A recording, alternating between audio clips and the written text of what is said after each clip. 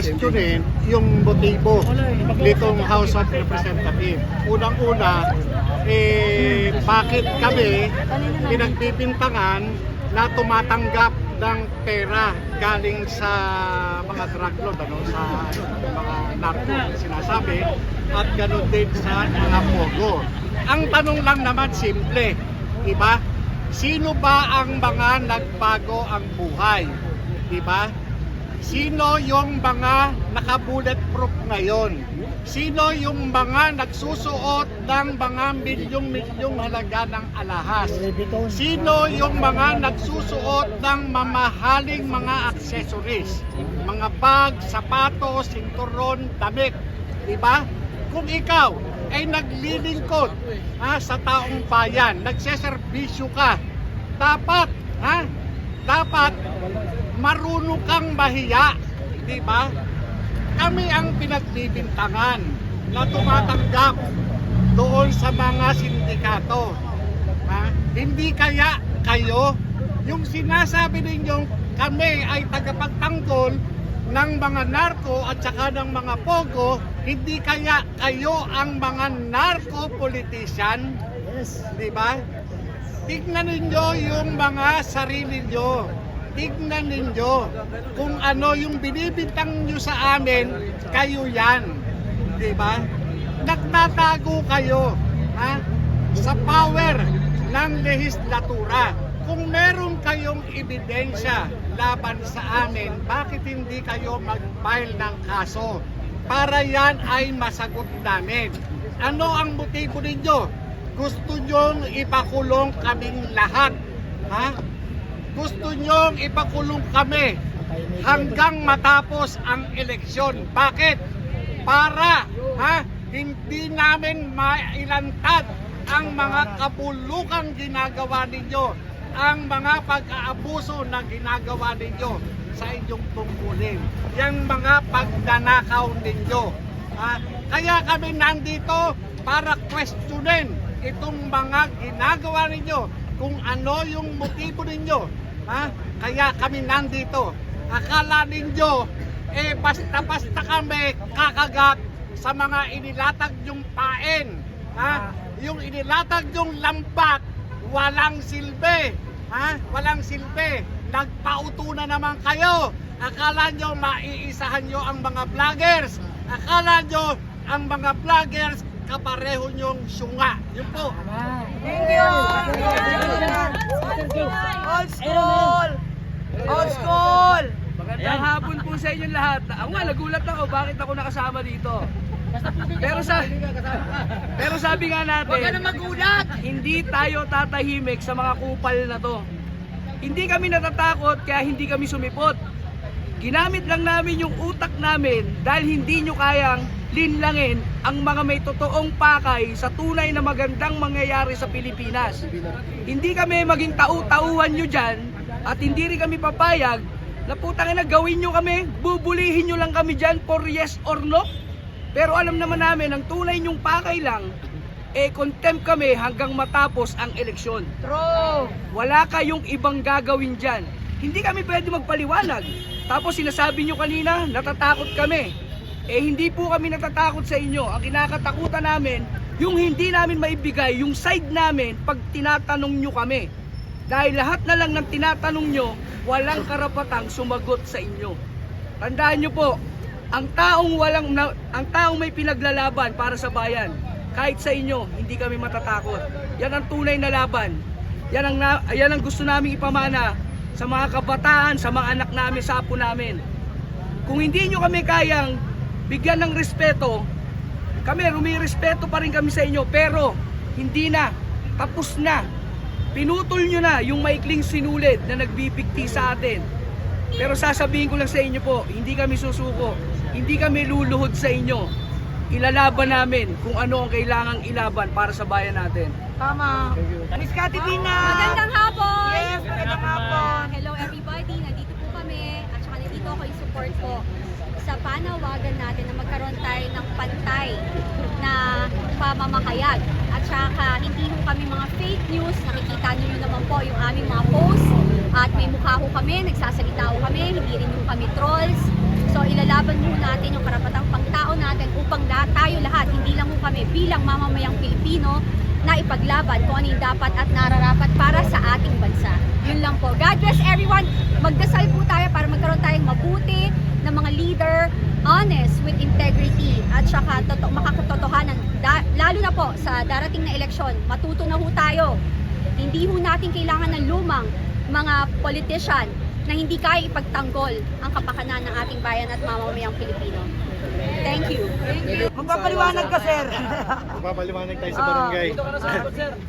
Okay, una-una salamat po sa lahat ng mga nandito na sumusuporta sa amin. Actually, itong issue na ito, obvious naman na ang intensyon is parang silensyohin tayo, no? Dahil tayo kasi yung medyo maingay na nagsasalita ng yung nararamdaman natin, ay pinapahirap lang naman natin at sinasabi lang naman natin kung ano yung sentimento na pakiwari natin, yun din ang sentimento ng mamamayan. At kaya naman siguro nagkakaroon tayo ng following, kaya naman po siguro tayo sinusundan sa ating mga social media accounts is because kung ano po yung sinasabi natin, yun po yung pakiramdam ng taong bayan. Kaya po ito, itong ginagawa ngayon ng ating nakakalungkot na itong ginagawa ng ating gobyerno ngayon, particularly itong ating kongreso,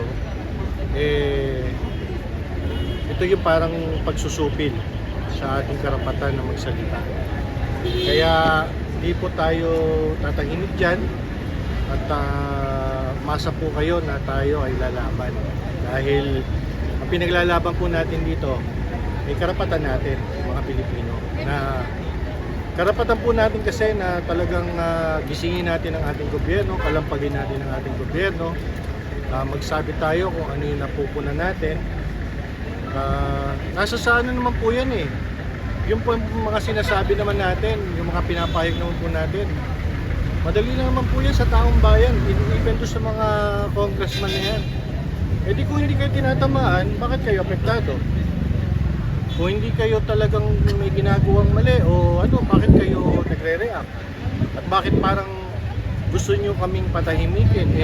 Sinasabi lang naman namin kung ano yung nakikita namin. Sasabihin nyo, fake news kami, hindi naman kami yung gumagawa ng news, kayo. At kung ano lang yung nakikita namin sa inyo, yun lang yung sinusulat namin, ginagawa namin ang aming opinion. At yan, na-emphasize ko, opinion yan. Opinion namin, at opinion yan ng nakakarami, siguro, dahil maraming naniniwala sa opinion na yun, at nandyan po yan, protektado po yan ang ating konstitusyon. So, again po, maraming salamat sa inyong lahat na nandito na sumusuporta, and laban lang po tayo. Kasama nyo kami, sir. Thank you. Kasama nyo, sir. Sitak! Tanggalan ng bigote si Abante. Ayun! Sino ba yung mas magandang bigote na Paano yan? working Sugar Daddy? Anyway, we're here. This is the last bastion of our democracy. We are taking the fight not in their court, but in the court of the Filipino people. Correct. Korte Suprema, the highest court in the land. Dito natin sila dadalhin because dito equal ang laban, fair lahat. So, ewan natin kung anong response nila o anong gagawin nila. I'm pretty sure mayroon din silang mga contingency plans, mayroon din silang mga sinasabing plan B or plan C or plan D or mga intimidating tactics na naman ang gagawin nila. So, we will be waiting for those replies and waiting for those actions sa kanila. And sasagutin naman namin at natin yan na in a polite and legal way din, no? Pero doon sa mga channels namin, talagang mumurahin natin sila ng isang napakatinding putang inang giatay silang animal. Los nila. Ginagihulat na ko ba? Mo na. Musigaw ko ng buga na ng mga animal. Anyway, this is our fight. This is no longer our fight. This is the fight of the Filipino people. This is the fight for our freedom. This is now an authoritarian government, a totalitarian government. Wala na. This is just a facade. This is just an illusion of a democracy. We are not in fact in a democracy. I'm telling you that. And tell it to your children, tell it to your family, tell it to your friends. We are not in a democracy. This is just an illusion. People running this government are acting like gods. Wala na silang, they're acting with impunity. Wala na. They don't care about your rights. They don't care about your money. They don't care about anything except their own self-interest, their own vested interest, and to perpetuate themselves in power by suppressing and talagang tigihin lahat na ng mga dissenting opinions. No? So, I'm calling on the Filipino people. This is your fight. We need to speak up. We need to stand up. At dito yun. This is the last bastion of our democracy. I hope the Supreme Court will be wise, no? And will be considerate in tackling this petition, and hopefully we could get a favorable ruling from the Supreme Court, because I still have faith in our justice system, honestly, no? Yung legislative at saka executive, colluding na sila, as we all have seen. Pero ang Korte Suprema, I hope, and I still pray, and I still hope, no, na they will still uphold the rule of law and interpret our laws of the land na dinisenyo talaga for the betterment of the entire Filipino nation. So yun lang po, no, and I hope you will be with us in this fight, because this is going to be a long and hard battle. It's going to be an uphill climb. So I hope andun kayo at itutulak nyo kami, no? Kasama nyo kami, sir. Habang tinatahak namin yung very uphill. Salamat po. Salamat po. Thank you, sir. Mayang hapon. Mayang hapon.